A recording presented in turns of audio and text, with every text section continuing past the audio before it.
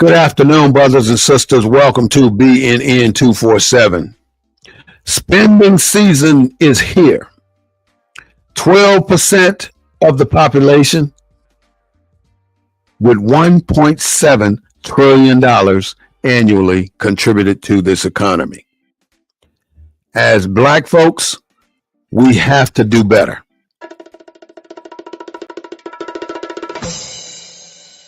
We have to do a lot better. And if you and I cannot control our spending habits, then we are going to continue to lose at this game.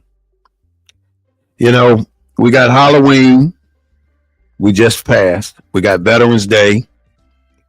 We got Thanksgiving. We got Black Friday. We got Christmas coming up. Then we have Cyber Monday. We can be stronger together if we decide to hold our dollars. That's all we got to do is hold our dollars, because these holidays are designed to take money out of our pockets. The objective of this capitalistic economy in America is to separate you from your dollar. And they are damn good at it. This is the Black News Network, the real voice of Black USA, broadcasting live every Sunday at 3:30 p.m. We broadcasting from a Black perspective, the information and news that you can use and relate to your life in America today. We don't own the rights to any music you may hear, but we do own the rights to what we say. So let's get cracking and see what this topic of Black spending habits that destroy our community. Our communities have been stagnant and have been unable to grow because we have allowed 2/3 of our money to be funneled out of our community just like that. At the snap of a finger, it is gone. And how do we do that? We continually get these items in our community that have no economic value to our lives whatsoever.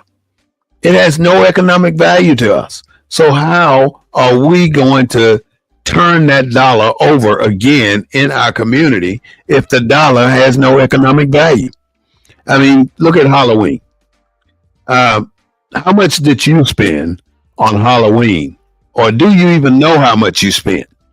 A lot of times we don't even know how much money we spend on these holidays. If you go back and look at what you spent on Thanksgiving, you're probably going to slap yourself and kick yourself in the behind, because you spent a portion of your budget that may have been designed to buy your groceries or something, or buy your school clothes, or to make sure your children had new shoes, on candy. Candy, something that caused cavities and something that's going to require you to take your child to the dentist very quick, very soon. Metro, thank you for joining. I'm doing simultaneous broadcasting with TikTok, so I thank you, all my viewers from TikTok, as well as the viewers from the Black News Network on YouTube. BNN 247. You can find us on Facebook, BNN 247, the Black News Network, the War Report. I mean, I'm all over the place. I'm on multiple media platforms. You can find us on Instagram, BNN 247, and more especially right here on TikTok. So thank you so much for joining in today for a gallant show. Halloween, like I said, it's a pagan holiday, but many of us still celebrate it, knowing exactly what it is. And we do it because we have children and they want to be out in public collecting candy like everybody else. So nobody can really complain about that type of a position, being in that type of position. But eventually you get beyond that. Your children grow up, they move away. Why are you still out here trying to give away candy to kids in your community when you know that is not budgeted in your finance. You don't even think about it until the month of October come up. It doesn't even come up. So that it tells you that you have not budgeted for it. So at the beginning of the year, you should say, hey, this year, kids, I'm only spending $50 on Halloween. Or what are you going to spend on Thanksgiving? You got to have a turkey. I don't know why, but you got to have a turkey. Why not just go get a chicken? Bake a chicken, because you know everybody going to eat the chicken. But everybody ain't going to eat that big old turkey. But turkeys are almost like everybody got to have one. Take a look at this. How many turkeys do you think get cooked on Thanksgiving or the day before Thanksgiving for Thanksgiving? 1,000? 100,000? A million? 100 million? That's a lot of damn turkeys. If there are over 240 million people here in America, would you say 100 million people cook a turkey? Would you say that all these different grocery stores, convenience stores, markets all have turkeys? And how many do you think there's 100 million turkeys out there now? And all the turkeys don't get sold. So where do they go? And where do they come from? You think all these turkeys come from America? You think we got enough turkey farmers here to produce 100 million turkeys? But yet we put these turkeys in our diet. Then we got somebody cooking potato pies that nobody eats. We got somebody cooking dressing that nobody likes. Is it an experiment or something where everybody cooks this food? And then somebody will come to me and say, oh, well, we're giving thanks. It's okay to give thanks. You give thanks every single day. But the bottom line is you don't need a special day to give thanks. You give thanks every day. Why not have Thanksgiving every day and cook your family a meal just like you always do and be content with that? It's hard for us because we have to keep up with the Jones and we have to get out there and spend money like everybody else and buy all this nonsense that we cannot afford and put it on our table, and then we end up throwing away half of it anyway. Every year we do the same damn thing and not grasping the concept of why the hell am I wasting all this money on this bull crap that nobody wants anyway. You know, sometimes it's okay to have a big meal like that, but let's not think that because Thanksgiving is coming up according to America, it's America's Thanksgiving, that we need to be in the same rat race that everybody else is in, because it is a rat race to get the right turkey, to get the right groceries. You see people just binge spending at the grocery store days before Thanksgiving, and they'd be so exhausted after Thanksgiving. Why? You run yourself in the ground for these pagan holidays that you don't even understand the concept of why you're doing it. You're doing it because your ancestors did it. Okay, if you're going to do it because your ancestor did it, why not do it because your real ancestors did it? Everything that you're practicing on these orchestrated capitalistic holidays is about money. It's all about money.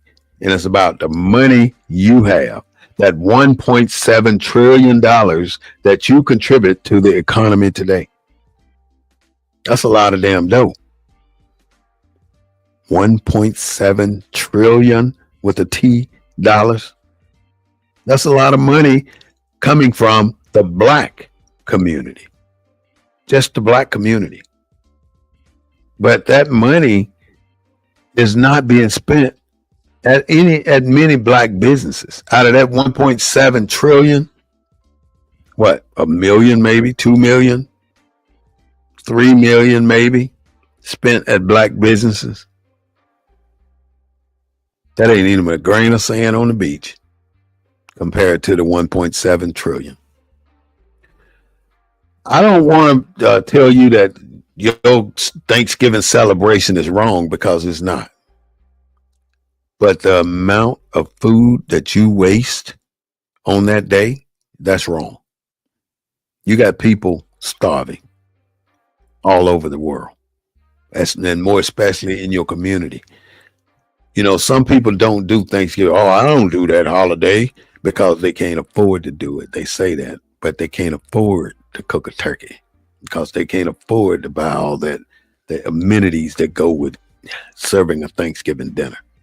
Who got you so hyped up to believe that this is what really is important to your family, that you celebrate Thanksgiving when you should be celebrating all the time?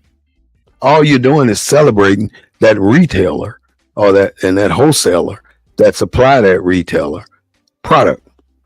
You're satisfying them, because what's the first thing that come out after Thanksgiving? Oh, they spent $17 billion on turkeys.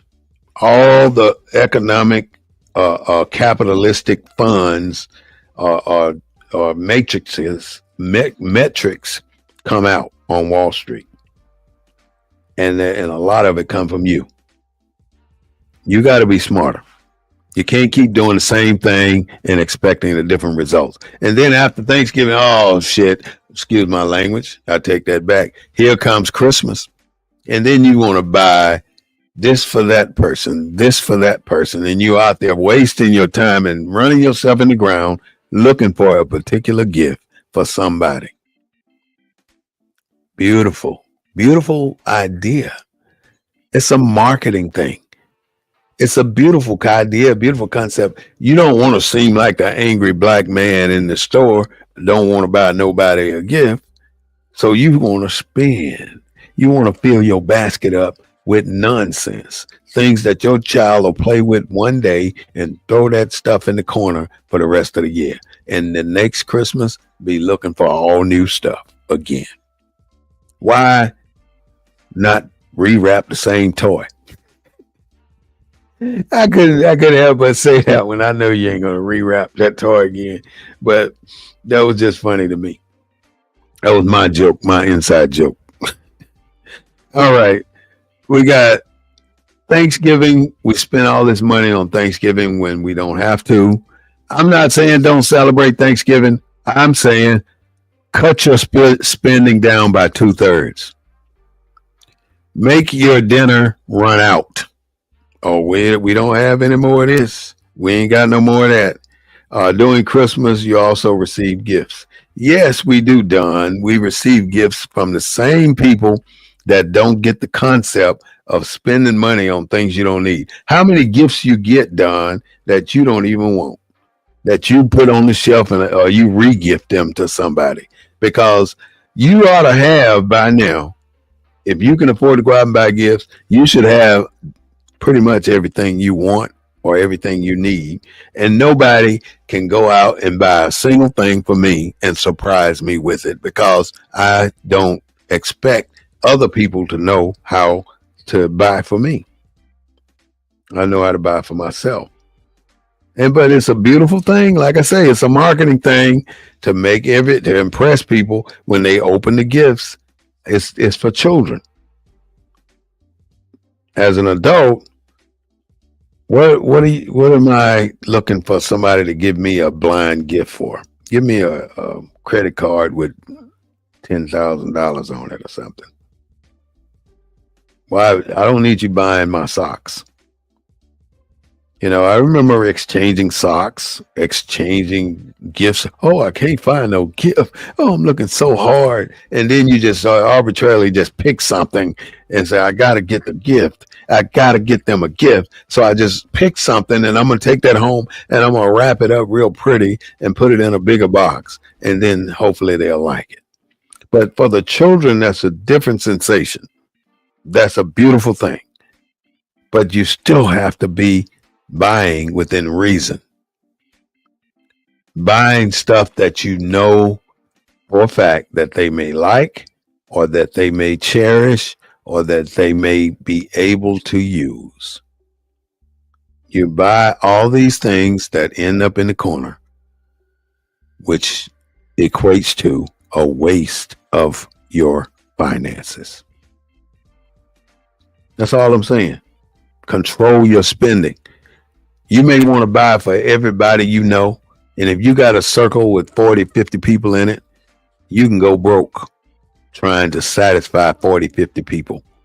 If you got a large family of relatives, cousins, and nephews and nieces, and you're trying to buy everybody a gift, you losing your damn mind. You cannot buy everybody in your family a gift. You can be as close as you need to be, but you can't buy everybody a gift. You got to draw the line somewhere. And you should draw the line at a budget. Set a budget for Christmas. Tell your family, look, I love all of y'all, but I'm not spending more than $25. No, I ain't gonna say $25. You're not spending more than $200 for Christmas. That's it. But then that's just on the gift side. Then you got some people that light up their houses like you're going to SeaWorld or Six Flags over Texas or something. And then that drives up your light bill. It makes your home a fire hazard. Then you want to beat the neighbors at decoration. So you just got through decorating for Halloween with all this nonsense in your front yard. And now you're fixing to decorate for Christmas, which you want the biggest tree you can get.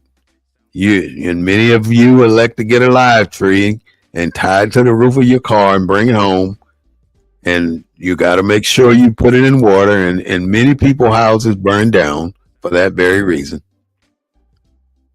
Because they're trying to keep up.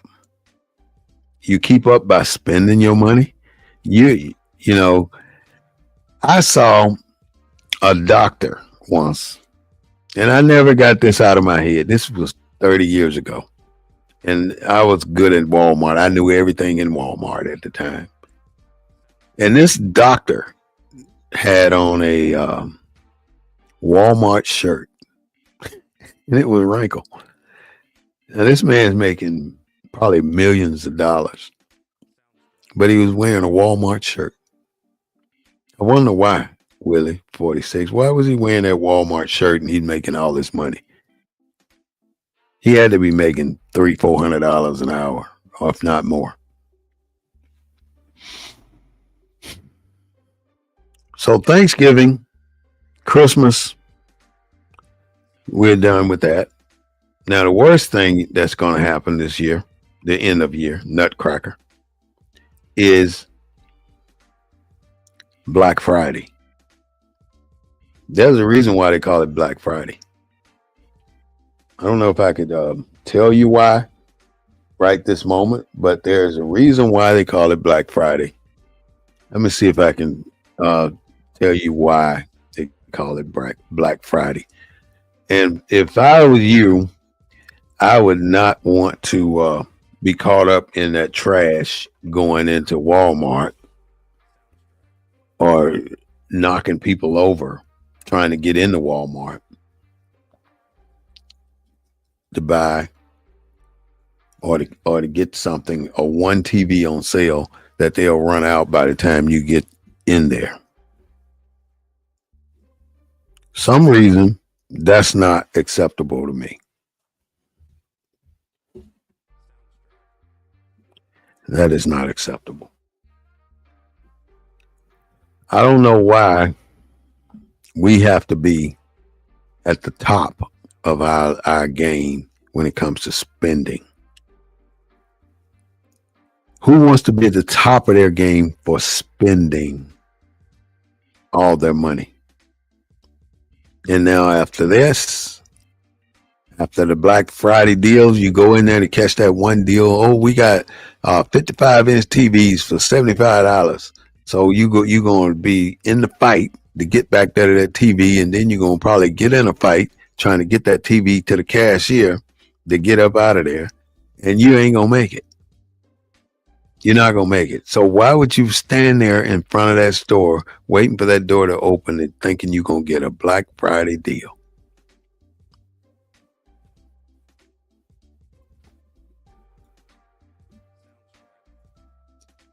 Why would you be thinking that?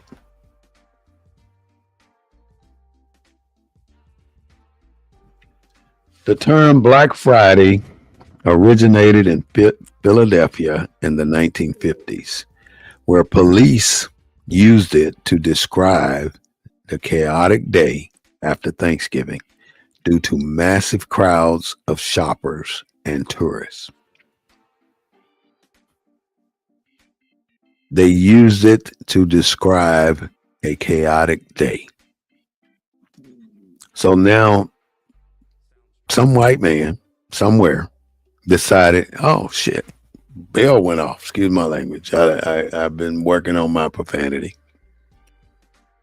The bell went off. Let's market this Black Friday thing and let's make some money from these black people. Black Friday, black people. So somebody took Black Friday and made it a reality. And that's what they did.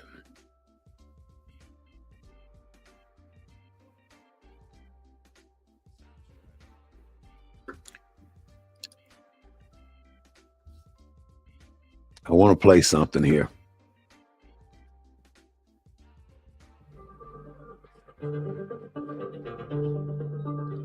How did Black Friday get its name? The origins of the shopping-centric holiday. This article is being read by an automated voice generated by Everlit. Every year, millions of shoppers swarm stores and websites on the day after Thanksgiving, seeking the best deals of the season. But how did this retail tradition come to be called Black Friday? The term originated in 1950s Philadelphia, coined by local police officers to describe the chaos of the day. Over time, the name evolved, taking on an entirely new meaning tied to the financial success of retailers. What are the origins of Black Friday? The term Black Friday originated in Philadelphia during the 1950s and 1960s, when local police officers coined the phrase to describe the rowdy tourists. All right, so you got it. Basically hearing it from other than me. And that's all I wanted to do for that one, is just let you hear that it had a history, a big history. And we still satisfy this history. Let's not go out and put ourselves in a predicament during Black Friday. That's all I'm saying. So you got Christmas, then you got Cyber Monday. Again, they're trying to squeeze you of every penny you got. And now it's about Cyber Monday. Every time you turn around, there's something. So Cyber Monday, you're expected to go spend a bunch of money again. Money that we don't have to spare. Let's not keep getting suckered into these situations where we spend our money frivolously.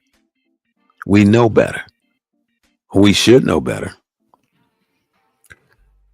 Pastor Jamal Bryant was saying, let's put our economics together and work as a country and as a race of people to show that we will be heard.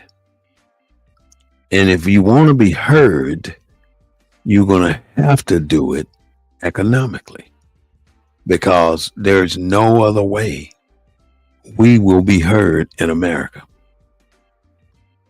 If we don't start to pull ourselves up by our bootstraps, so to speak, and the only way we're going to do that is by withholding our money and saving it for that rainy day, building our economic power. Don't spend your money on these days. On June 19th, 2026, that is the day this will all come to a head. June 19th, 2026. Everybody know what June 19th is, right? That is Juneteenth. That is Juneteenth, and that is the day we all want to not spend a dime, not spend one little silver dime. America has to see the economic value of Black America. And if America never see us get to a point where we can control our own dollar, because our dollars are what made them rich from slavery and even to now. Without slavery, there would not be as many millionaires coming out of the South that there is today. They are still living on the money made from slavery. The most lucrative profession in America was slavery. Owning slaves, trading slaves, chattel property. You were not a man, capital BS, and we won't give our money to a preacher either. Amen, Steve. I'm with you. That's enough money going in there, ain't it? We're giving them a lot. Save your money. Stop giving your money to anybody unless you absolutely need what you're giving it away for. Think about it. When your car breaks down, right? You hear all this insurance bull crap on TV. Well, buy this insurance policy for your car breaking down or whatever. I don't know what they call them. You take your car to the shop, they're going to go out of their way to beat you out of something. Even if you go in for a basic oil change, they advertise in $29.99. I'm just using a figure to come in and get your oil changed. Before you leave out of there, they trying to sell you at least $100 worth of stuff. Oh, your wipers are bad. Oh, you need to change your air filter. Oh, you need to change your O2 sensor. Oh, you need to get a new drain plug put on there because the gasket is gone. That's $19.99. Everywhere you go, somebody's after your money. You go into McDonald's, what are they going to say? You want to supersize your menu? You already spending $15. Now they want to offer you something else that you ain't even went there for. You might went there just for an order of fries. Boy, you go and you got a burger, fries, a shake, and soda too. Because they sold you. You either going to be a buyer, they're going to either sell it to you, or you're going to buy it from them. So when you go to a place, don't allow people to sell you a dang thing. You go there to buy what you want, but don't allow them to sell you. Everywhere you go, even if you go to the big box stores like Sam's or Costco, every other aisle there's somebody selling something. Or they taste this. Do you like that? Why don't you buy this? It's on sale right now. Get it. You got to get past all that stuff. Impulse buying. When you walking out of the store, on both sides of you, it's lined with, things that we just love. Ooh, it's a lot of things on the side, both sides. So this is that impulse type buying. Throw a Snicker bar in the basket. Throw a bag of chips in the basket. Throw this in the basket because it's all right here. And I'm on my way out. I don't want to go look for it in the store. You didn't go looking for it when you went in there. So why are you buying it now? Stop buying what you don't go in the store for. Economic power, man. This is a capitalistic society, and it's all about money. It's all about money. The only way black people are going to get their foot on the ground and in the door is through economics. With what's happening with this government shutdown right now, the government shutdown, there are over 300,000 black women unemployed right now. It's an opportunity to change. 41 million Americans are about to lose SNAP benefits. 41 millions. 41 million Americans. That's a lot of people. I'd like you to hear this. That's not a permanent solution. It's literally just a temporary mandate. And so you say, Alex, well, what is the overall impact here? Well, the average SNAP beneficiary receives about $187 per month. That's a lot of groceries. In fact, one DC area food pantry told me that for every meal they provide, SNAP provides 9. And so we're hearing from a lot of families as we move into the holiday season, they're saying that they feel uneasy. If that is you and your loved ones, you can go to feedingamerica.org. You can enter your zip code, and it will direct you. This is something that we cannot control. We don't have to control it. All we have to do is just pay attention. Pay attention. Pay attention. We're on the wrong track, my friends. And the only way we're going to get there, get on the right track, is to control what we spend. That's where we are, and that's where we need to be. We need to be in control of our finances. We got to get in control of our finances. And as a culture, a black culture, we're stronger together. We got to reclaim and restore our mindset and do a reset on how we look at these national holidays, because every month there's something new for you to spend your money on that you don't have to spend on. You know, if it ain't Halloween, if it ain't Thanksgiving, Black Friday, Christmas, Cyber Monday, Valentine's Day, Easter, 4th of July, you know, and on and on and on. I don't know all the holidays, but there's a lot more. There's a lot more. We have to do something about that.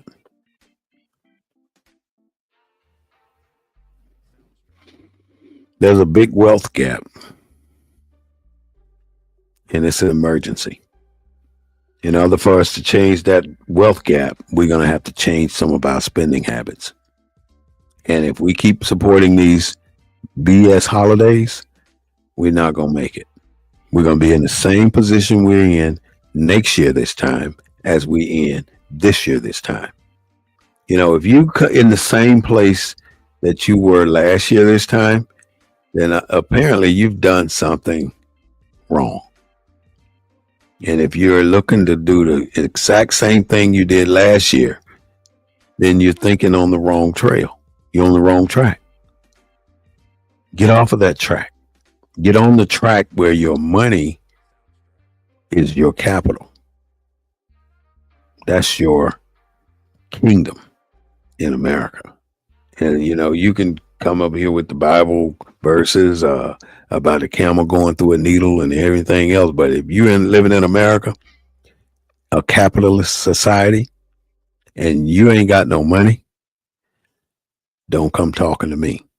That's what America says. And then we want to make you squirm. We're going to mess with your SNAP benefits. We're going to mess with your Medicare. We're going to mess with your Medicaid. We're going to mess with your Obamacare. People are saying that if they don't approve this budget and these benefits run out, you're going to end up paying 2 to 3 times more. 2 to 3 times more than what you're paying right now. If you're a father with a wife and 2 kids and you're paying less than $500 a month, you're doing great. But picture come 1 January, you paying $900 or $1,500 a month for the same family. This is the problem with this government shutdown right now. The government is shut down because, for one, the Republicans say that they will talk to the Democrats if they sign this budget and get this funding on the roll so we can pay SNAP benefits. We're not going to include this Medicare, Obamacare package that you want approved. So until you sign this budget, we can't even talk about it. So we're going on vacation. So they've been on vacation for 30 days or more. They've been back with 14 votes. All no. They're just doing that for show. The Democrats say, we're not going to sign this budget until you agree to include the Obamacare subsidies, where you won't change the Obamacare subsidies. You leave it as it is, and you include the SNAP benefits with that. And see, the Obamacare is part of the Medicaid and Medicare part. But the SNAP benefits in WIC is a tool being used by the government to force the Democrats into submission. Historically, the Democrats have caved in and given the Republicans what they want. But it doesn't look like they're going to cave in this time. But if they cave in between now and election Tuesday, Democrats can hang it up. Nobody will trust them ever again. So they are not going to drop the ball this time. They're not going to give up. Neither will the Republicans. So this stalemate will continue into the middle or end of next week or this week. So let's not get it twisted and think that things are going to change, because they're not. ICE is going to keep ramping up what it's doing, and we are going to have to deal with the outcome, the fallout. The thing about Black people being in the middle of all this, it's time for critical thinking. Now, what is critical thinking? Critical thinking is asking the questions, the 5 questions that we should ask on every single time we are going to spend money, or there's going to be a change in the way you do business, even at a job. If your job is disrespecting you or not treating you right and you're still there, then you're going to have to make some changes. Don't quit your job now, even though they did disrespect you, unless you have another source of income. If you got another source of income, do like them 300,000 federal employee women, Black women did. There's a whole lot more,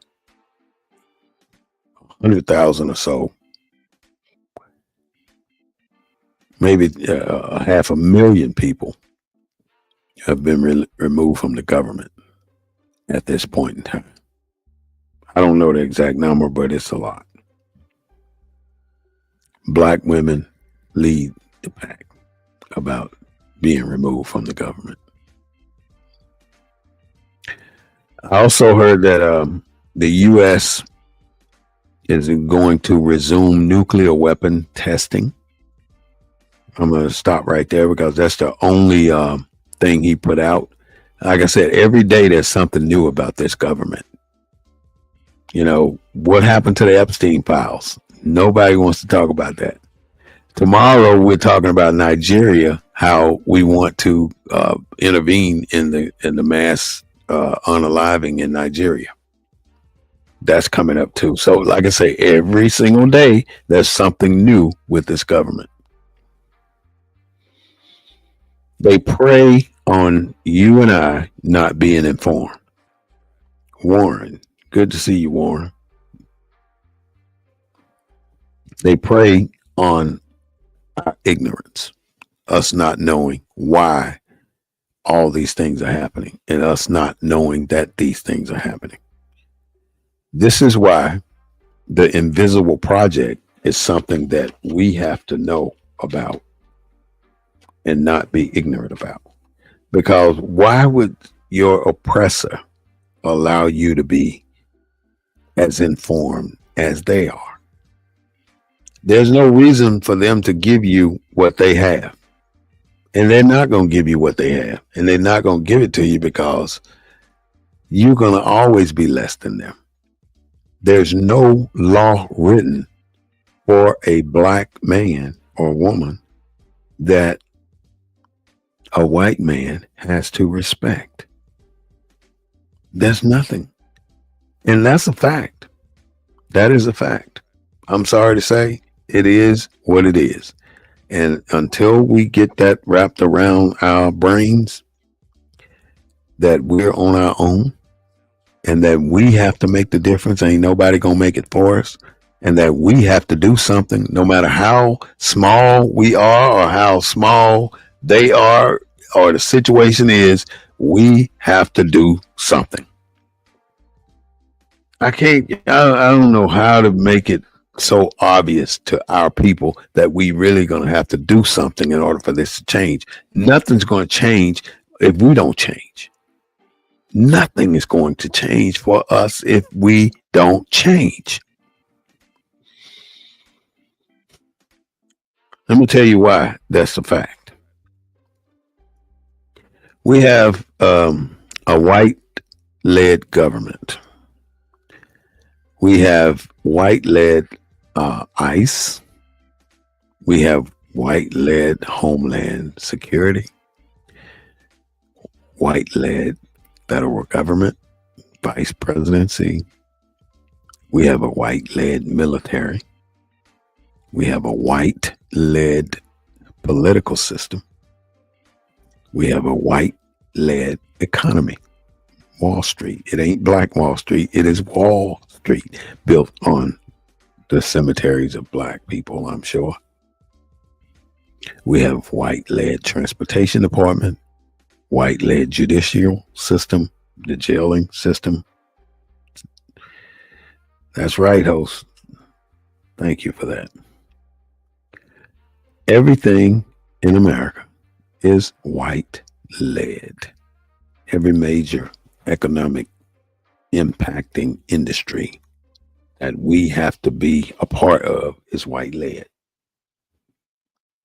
You know, this is what some of us may or may not know, that there was a Great Depression once here in this country. And the very things that the white man did to hold you back is the very reason we were able to come out of the Great Depression. Black people saved the Cadillac industry, by the way. If it wasn't for black people, Cadillac auto sales would be no more. There would not be a Cadillac industry here. Black people saved that industry. See, black people had money back then during the Great Depression, but the banking systems would not allow black people to open accounts in the banks, which it turned around and backfired on them.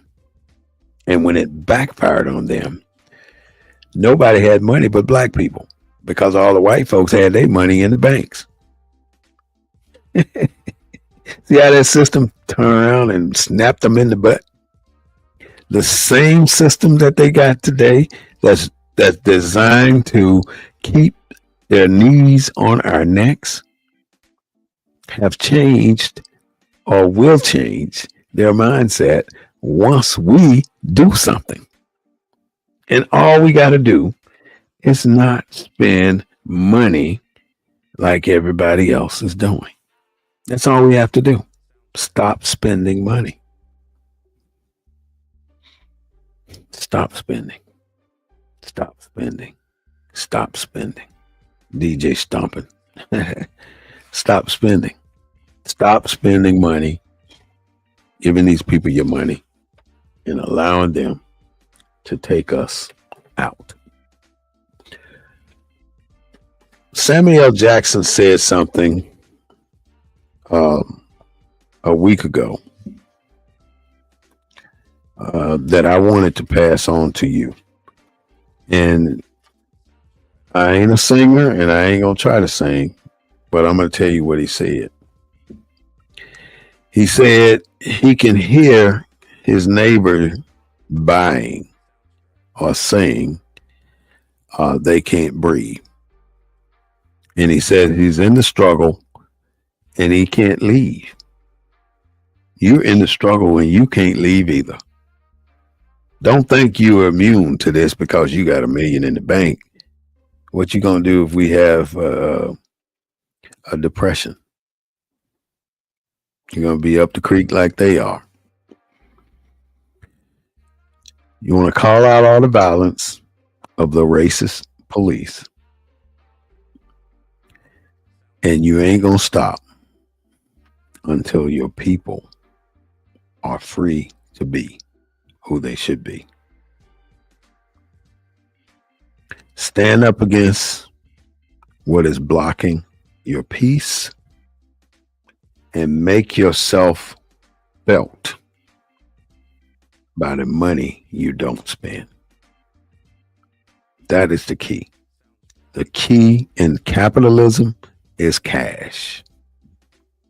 The key in the capitalistic society is your cash, because your $1.7 trillion annually makes or breaks a lot of industries. Can you imagine how much money is being spent at the hair store?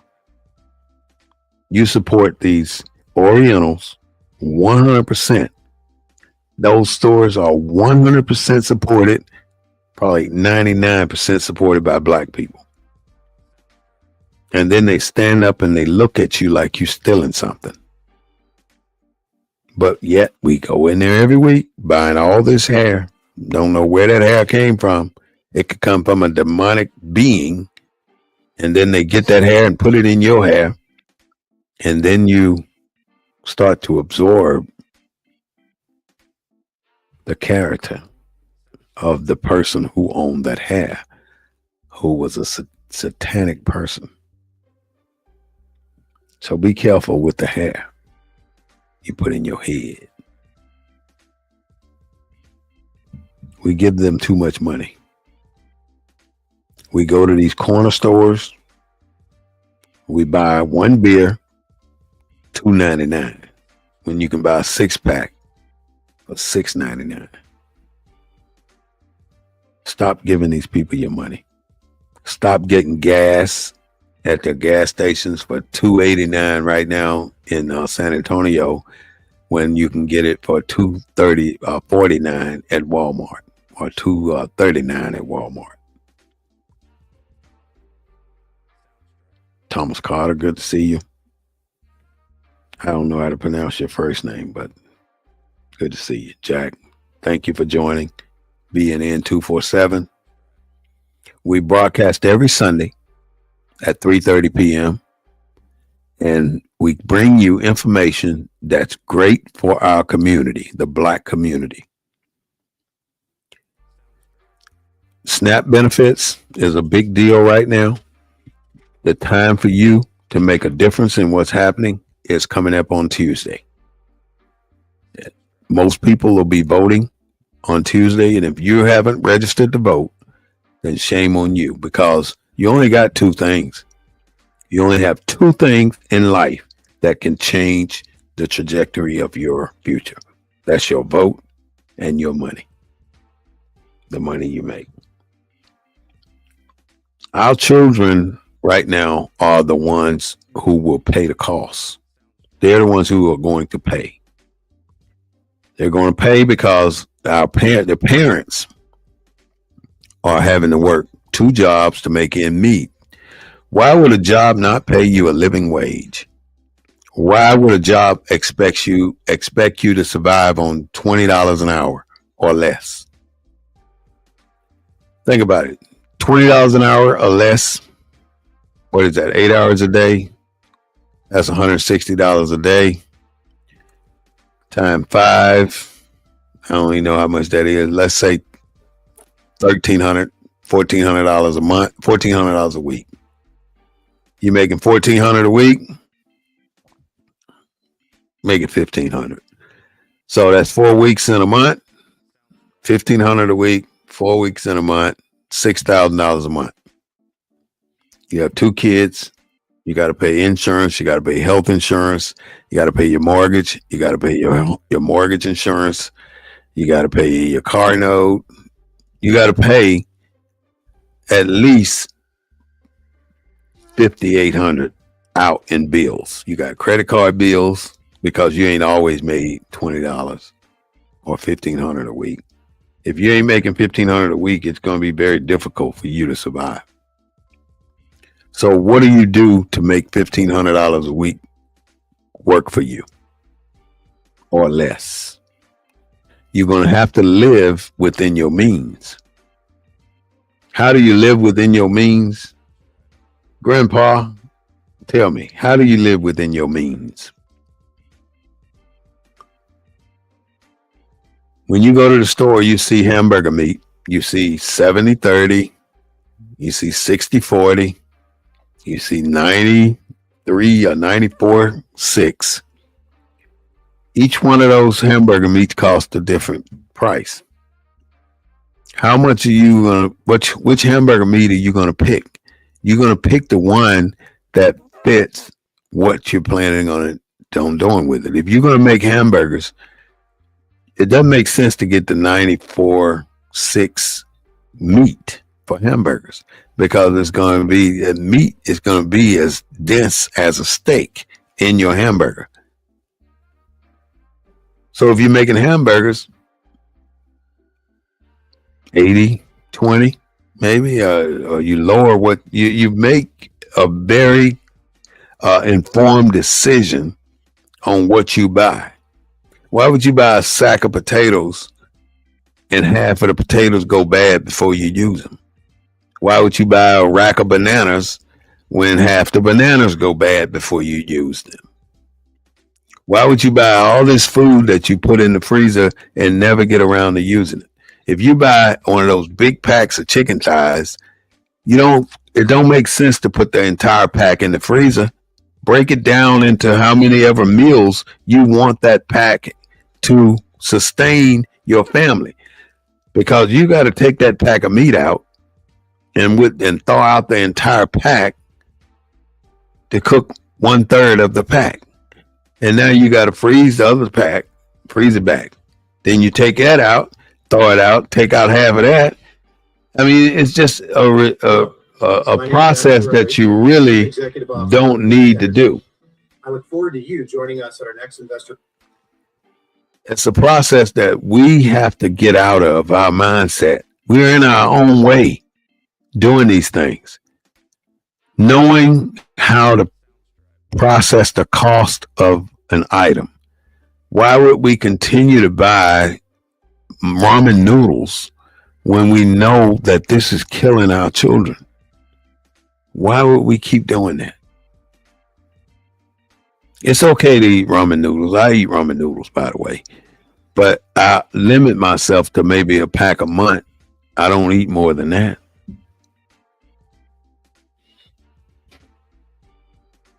This budget problem we're having in Washington, D.C. is going to be a bigger problem if we don't get control of ourselves. And the first people that are going to be targeted are our people, because we're always the first ones targeted when it comes to economics. Now, for deportation, we're not at the top of the list. So look forward to what's coming our way.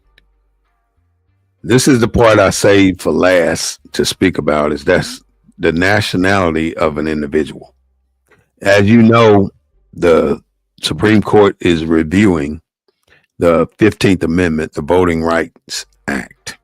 And they're saying if race has been a factor in drawing lines on who votes and who don't vote, or what region you vote in, then it's been all illegal. So they're going to want to throw it all out. So the Voting Rights Act is being tampered with. And what's before that? The 14th Amendment, which is the amendment that allegedly gave black people citizenship.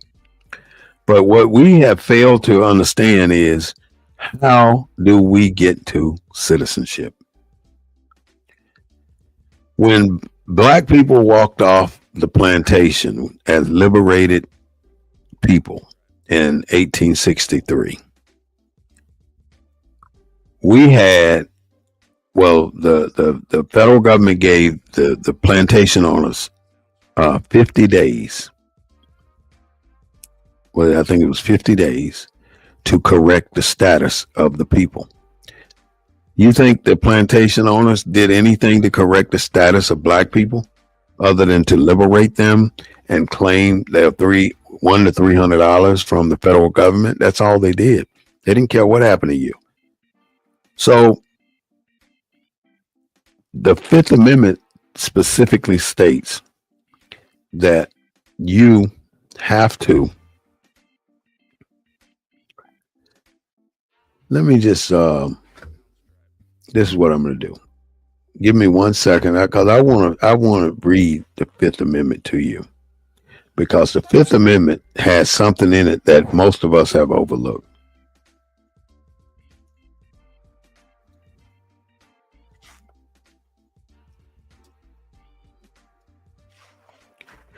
I really want you to hear this, and this is why I'm looking it up right now, because it's so important that you understand what the Fifth Amendment is telling you.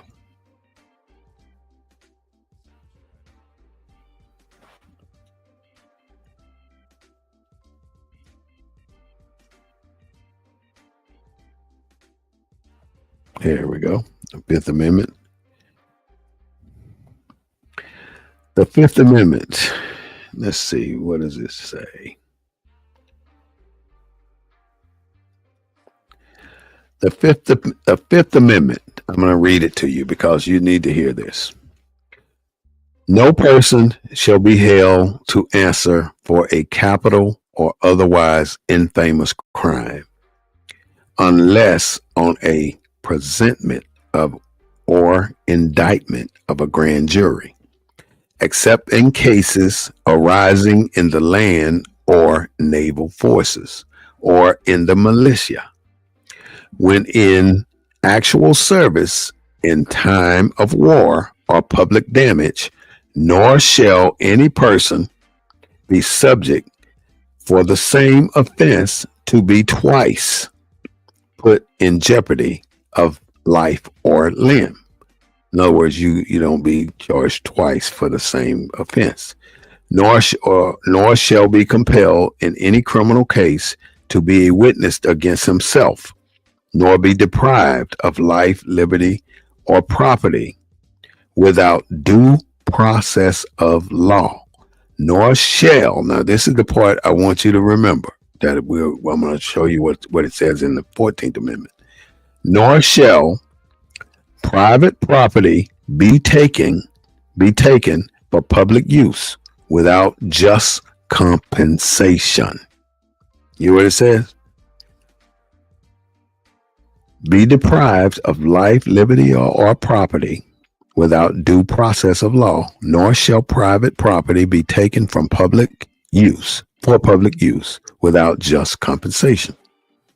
So it's telling you that the federal government will not take anything away from you without just compensation. So moving right along to the 14th Amendment,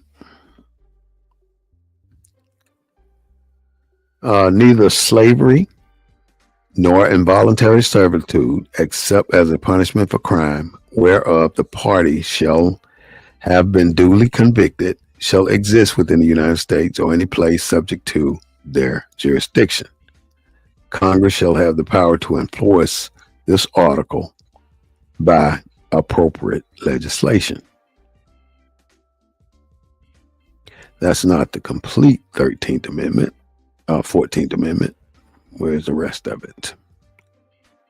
Oh, here we go. Okay, I'm going all the way down to section 4 of the 14th Amendment. The validity of public debt of the United States, authorized by law, including debts incurred for payment of pensions and bounties for service and suppressing insurrection or rebellion, shall not be questioned, but neither the United States nor any state shall assume or pay any debt or obligation incurred in aid of insurrection or rebellion against the United States, or any claim for the loss of emancipation of any slave, but all such debts, obligations, and claims shall be held illegal and void. Now, the purpose I wanted to read that is obligations and claims shall be held illegal and void.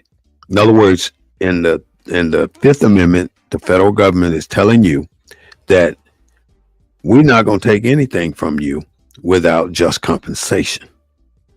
That's what they're telling you. But then you go over to the 14th Amendment, they're telling you, let's say, the obligations incurred in aid of insurrection, rebellion against the United States, or any claim for the loss of, this is the part, any claim for the loss of emancipation of any slave. In other words, if you're a plantation owner, you released all these slaves. So any claim for the loss or emancipation of any slave, but all such debts, obligations, and claims shall be held illegal and void. So if you own 20,000 slaves or 10,000 slaves or 1,000 slaves and you release them, and now you're going for your money from the government because the government promised in the Emancipation Proclamation compensation that we'll give you $100 to $300 per slave liberated as long as you sign off on this Emancipation Proclamation. Then here I'm telling you, it's null and void. I'm not giving you anything because it's illegal for you to ask money for liberating those slaves.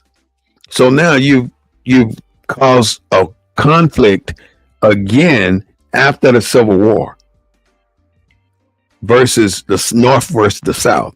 Now you're telling the slave owner to hell with y'all. I ain't giving you nothing, even though you let everybody go based on what we were talking about a month ago. I don't think we want to stick to that any longer. So the federal government says you ain't getting no money from here. Don't even try it, even though you've let all your slaves go. It's law now, baby. It's done. It's a done deal. So it's the same principle of you walking out of Walmart with a Snickers bar, not paying for it, and telling them, and then you telling them that, it's illegal for you to try and arrest me because you take this Snicker bar back because it's mine now. I got it. So how are you going to not pay these people for the liberation of slaves in legislation? Why did you put it in the 14th Amendment? When the beginning of the 14th Amendment tells you all persons born or naturalized in the United States and subject to the jurisdiction thereof are citizens of the United States and of the state wherein they reside.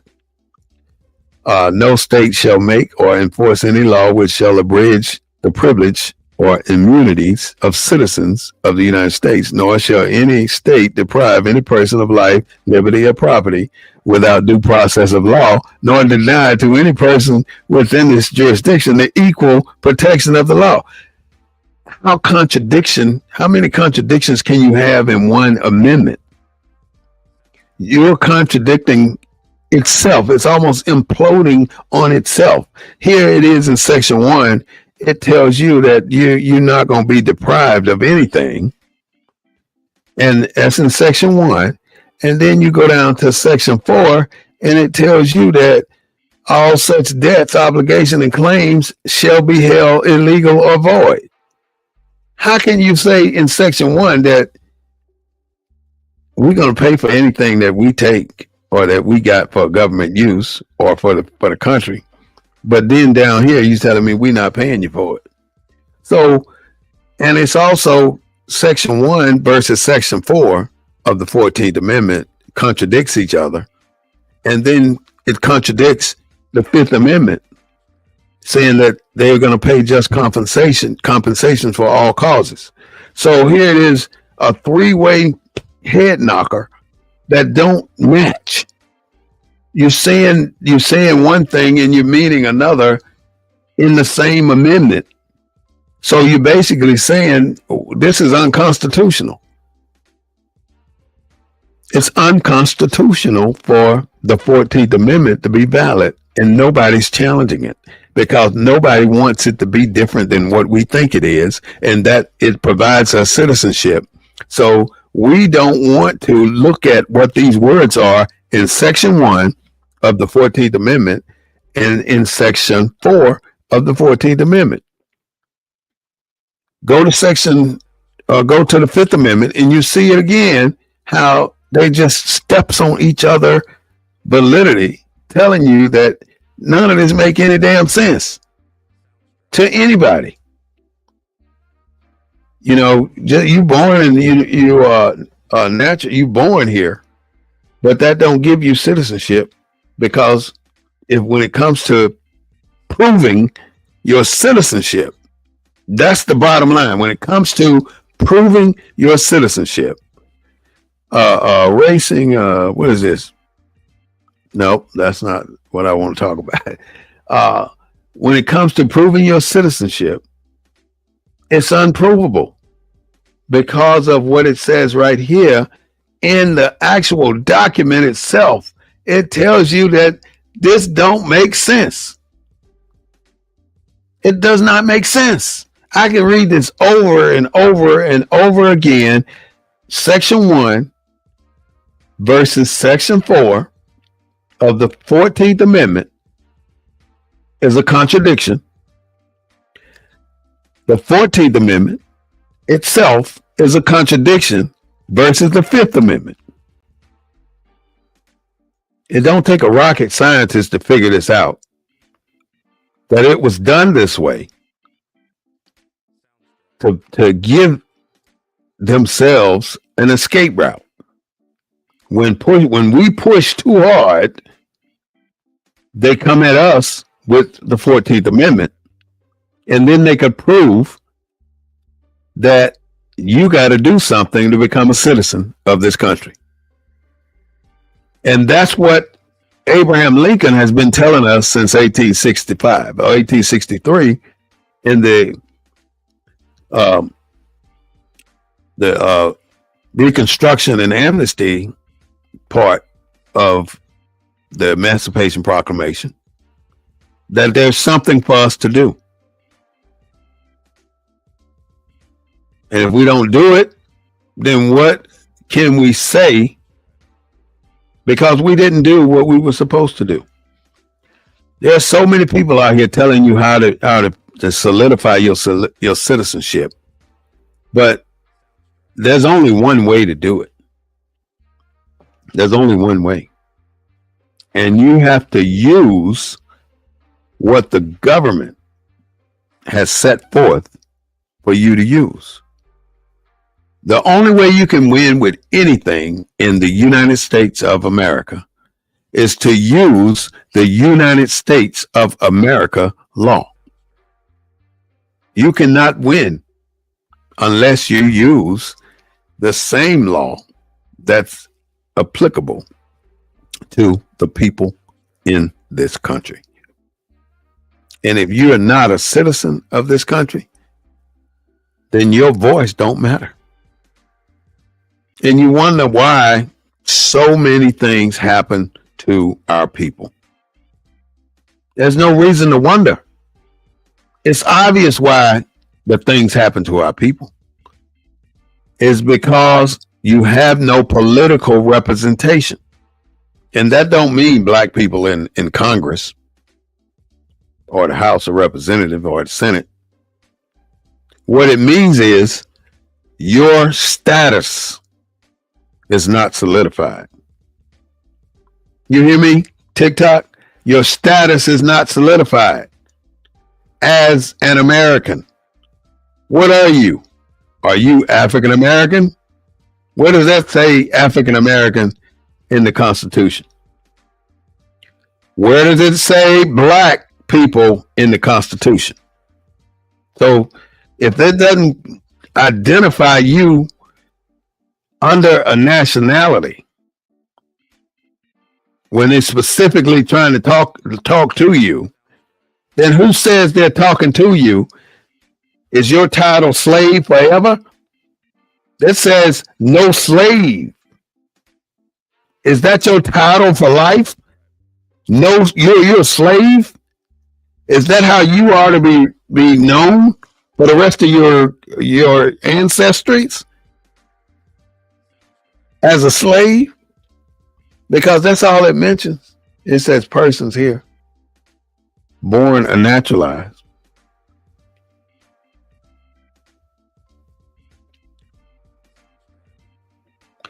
In the 13th, neither slavery. It doesn't even talk about a people. It just says slavery.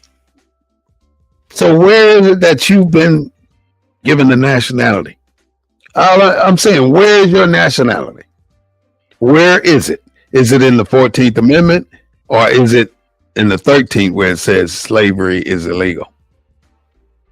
Who are they talking about? Are you is your place a slave? You consider yourself a slave? You were a prisoner of war. A prisoner. Maybe not a war, but you were a prisoner. And you were born, our culture, born or in the United States, you're subject to the jurisdiction. So you are citizens of the United States. It does not say you're a citizen of the United States of America. These people are slick as hell. They are slick. When they say United States, they're talking about the corporation. When they say the United States of America, they're talking about the country.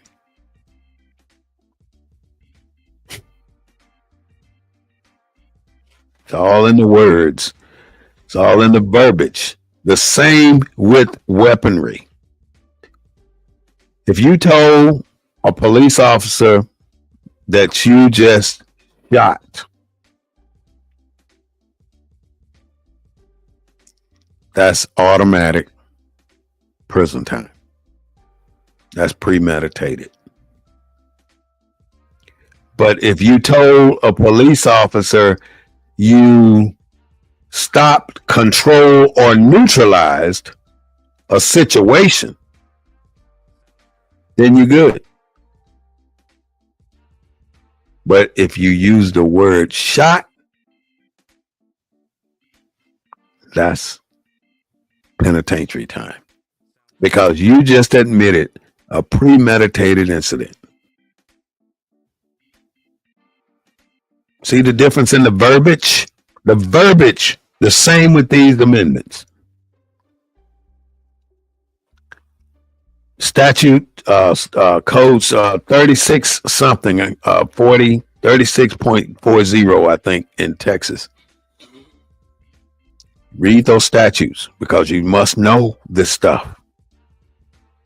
And it tells you if you use the word shot, it's considered premeditated. But if you use the words stop, control, or neutralized, then it's not premeditated. Big difference. Same here. United States